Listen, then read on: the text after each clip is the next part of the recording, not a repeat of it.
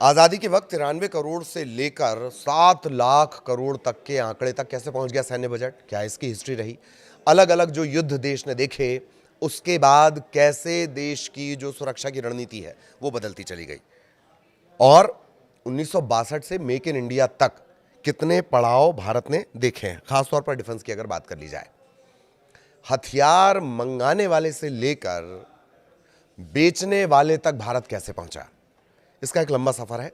Budget special में आज इसी के इर्द गिर्द हम चर्चा करने वाले हैं। ये हिस्ट्री इस वजह से भी जानना जरूरी है कि जब 1 फरवरी को बजट आएगा, आम बजट पेश किया जाएगा, वित्त मंत्री निर्मला सीतारमण बजट पढ़ रही होंगी और डिफेंस को लेकर उसमें जो कुछ ऐलान होंगे आप उन्हें और बेहतर तरीके से समझ सकेंगे कि जो डिफेंस बजट है, जो सैन्य बजट है, कैसा कैसा सफ़र उसने तय किया है। 93 करोड़ से 7 लाख करोड़, बहुत बड़ा ये फ़र्क होता है। इस वजह से आपको इतिहास जानना चाहिए। नमस्कार, बहुत स्वागत, आपके साथ मैं ललित प्रजापति। बजट स्पेशल आज उम्मीद के अलावा इतिहास की भी बात कर रहे हैं हम, ताकि बजट 2026 को लेकर आपकी समझ एकदम क्रिस्टल क्लियर हो जाए। साथ ही भारत का रक्षा बजट इस दौर में कितना अहम हो चला है, इसकी भी चर्चा। तो इतिहास की बात यानी 1947 से 2025 तक की बात। सबसे पहले बता दें कि आज़ादी के समय करोड़ों में रहने वाला भारत का डिफेंस बजट आज लाखों करोड़ का हो गया है। आज़ाद भारत के सैन्य बजट ने पिछले 75 साल में कई बड़े बदलाव देखे हैं।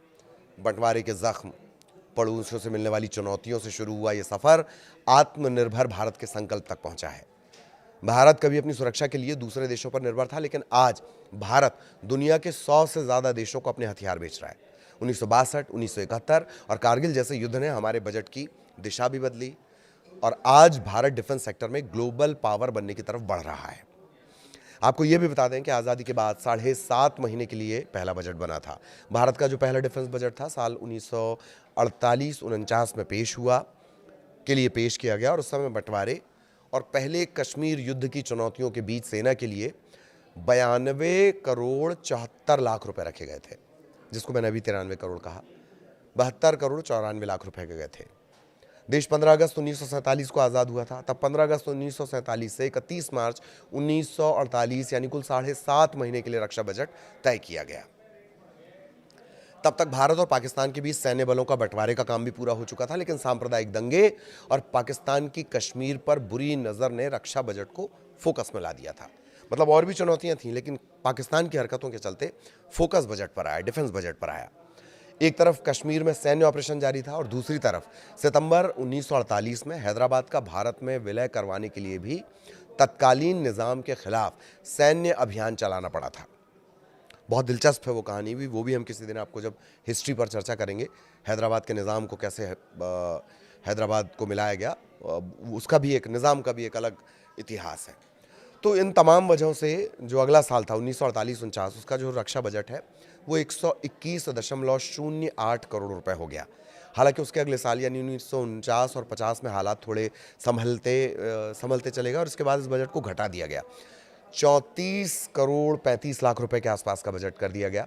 1950 के दशक में प्रधानमंत्री जवाहरलाल नेहरू की सरकार का जो पूरा फोकस रहा वो आर्थिक विकास पर रहा, और इसीलिए जो डिफेंस पर खर्च था वो जीडीपी का केवल 1.8% रहा।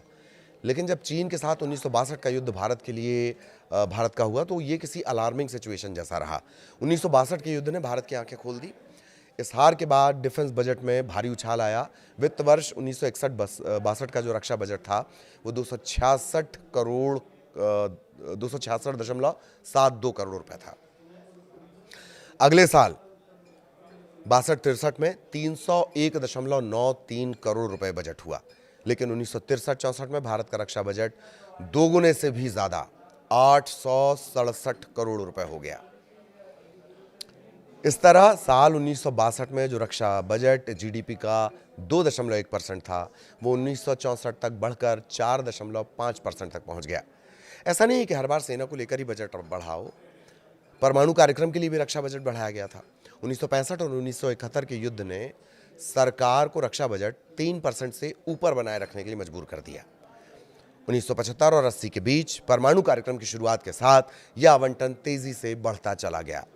वित्त वर्ष 1989 और 80 में रक्षा क्षेत्र के लिए 2000 755 करोड़ रुपए का बजट रखा गया, जो संशोधित होकर 3010 करोड़ तक पहुंच गया। और इसके अगले साल यानी 1980-81 के लिए 3037 करोड़ रुपए का सैन्य बजट पेश किया गया। इसी डिफेंस बजट पर सबसे ज्यादा असर डाला आर्थिक संकट, परमाणु परीक्षण और करगिल युद्ध ने। 1991 के आर्थिक संकट के दौरान सैन्य खर्च में थोड़ी गिरावट देखी गई। ये जीडीपी का 2.5% रह गया, लेकिन 1998 में पोखरण द्वितीय परमाणु परीक्षण के बाद बजट में 14% का इजाफा करना पड़ा और ये बजट पहुंच गया 57,000 करोड़ रुपए।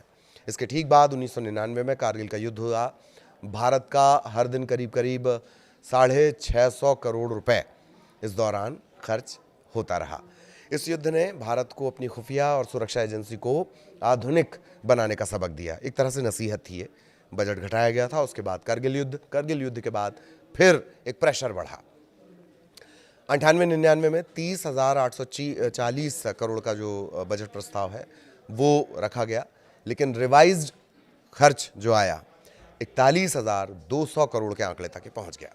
और इसके ठीक बाद 1999 से 2000 में ये जो बजट है वो 45,694 करोड़ रुपए के प्रस्ताव तक पहुंच गया। वित्त वर्ष 2000-2001 के लिए बढ़ाकर ये राशि 70,947.79 करोड़ रुपए तक पहुंच गया। फिर मुंबई हमला बजट के लिहाज से एक माइलस्टोन रहा। साल 2008 में 26/11 मुंबई आतंकी हमलों ने भारत के आंतरिक सुरक्षा की कमियां उजागर की। इसके बाद 2009 और 10 के अंतरिम बजट में रक्षा खर्च में करीब करीब 35% की बड़ी बढ़ोतरी की गई। वित्त वर्ष 2008 और 9 के लिए रक्षा बजट के लिए 1,05,600 करोड़ रुपए आवंटित किए गए, जो अगले साल बढ़ाकर सीधे 1,41,703 करोड़ रुपए पार हो गए। साल 2014 में मेक इन इंडिया की बात शुरू हुई। इसकी शुरुआत ने रक्षा क्षेत्र की पूरी तस्वीर बदली। डिफेंस सेक्टर में एफडीआई की सीमा जो थी वो 26% थी, उसे बढ़ाकर सीधे 49% कर दिया गया। अब जो उम्मीदें की जा रही हैं या जो एक्सपर्ट कह रहे हैं डिफेंस बजट को लेकर, वो कह रहे हैं कि इसी लिमिट को 70% के आसपास किया जा सकता है। तो 26% एफडीआई को बढ़ाकर 49% किया गया। नतीजा ये हुआ कि 14-15 में जो डिफेंस प्रोडक्शन 46,429 करोड़ रुपए का था, वो 2023-24 में रिकॉर्ड 1.27 लाख करोड़ रुपए तक पहुंच गया। आज भारत धनुषगन, तेजस लड़ाकू विमान, आईएनएस विक्रांत ऐसे स्वदेशी रक्षा उत्पादन खुद करता है। भारत अब केवल हथियार खरीदता नहीं है, बल्कि बेचता भी है। और यही सबसे ज़्यादा माइलस्टोन सफर रहा है कि जो कभी हथियार मंगाया करते थे, आज वो हथियार बेच रहे हैं। 2013-14 में भारत का डिफेंस एक्सपोर्ट मात्र 686 करोड़ रुपए था, जो 2024-25 में बढ़कर 23,622 करोड़ हो गया। सरकार ने 2029-30 तक 50,000 करोड़ रुपए के निर्यात और 3 लाख करोड़ रुपए के प्रोडक्शन का एक टारगेट सेट किया है। रक्षा मंत्रालय के मुताबिक भारत अब 100 से ज़्यादा देशों को रक्षा उपकरण निर्यात करता है। इसमें अमेरिका, फ्रांस, आर्मेनिया ऐसे बड़े बड़े खरीदार भी शामिल हैं। निर्यात में मिसाइल हैं, नाव हैं, तोपों से लेकर रडार की प्रणाली हैं, रॉकेट लॉन्चर हैं, सॉफ्टवेयर और इलेक्ट्रॉनिक उपकरण हैं, ये तमाम चीज़ें शामिल हैं। फिलहाल भारत ज़्यादातर छोटे हथियार, गोलियां, पार्ट्स ये बेचता है, लेकिन सरकार का टारगेट 2029 तक निर्यात को दोगुना करना और 6 अरब डॉलर तक ले जाना है। भारत ने 2023-24 में 3.5 अरब डॉलर का लक्ष्य रखा था। ये करीब करीब 1/3 कम इससे रहा है। 10 साल पहले के 23 करोड़ डॉलर के टारगेट के हिसाब से देखा जाए तो ये काफ़ी ज़्यादा है। दुनिया में हथियारों की मांग तेज़ है और कमज़ोर अर्थव्यवस्थाओं वाले देशों के पास हथियार खरीदने के लिए पैसे नहीं हैं। ऐसे में भारत खुद को एक सस्ते प्रोड्यूसर के तौर पर पेश कर रहा है।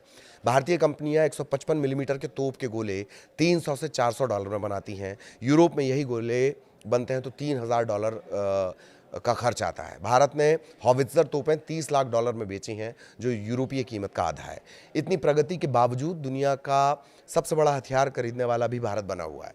पिछले साल 2025-26 के लिए डिफेंस बजट 6,81,210.27 करोड़ रुपए रखा गया, जो जीडीपी का 1.9% के आसपास है। एक्सपर्ट्स और संसदीय समितियों का मानना ये कि आधुनिक जो चुनौतियां उनसे निपटने के लिए इसे जीडीपी के 3% तक ले जाने की ज़रूरत है, जैसा पहले हुआ करता था। अब उसे और ज़्यादा आगे ले जाने की, अब ये कहा जा रहा है कि ये जो रक्षा बजट है वो 7 लाख करोड़ के आंकड़े को इस बार पार कर लेगा। आधुनिकीकरण पर फोकस रहेगा, टेक्निक पर फोकस रहेगा, एआई टेक्निक पर फोकस रहेगा, ड्रोन्स पर फोकस रहेगा। बहुत सारी उम्मीदें हैं, उम्मीदों को लेकर भी हमने अलग वीडियो बनाया है डिफेंस को लेकर, और इसी तरीके से बजट के हर एंगल को हम आप तक पहुंचाएंगे। नमस्कार।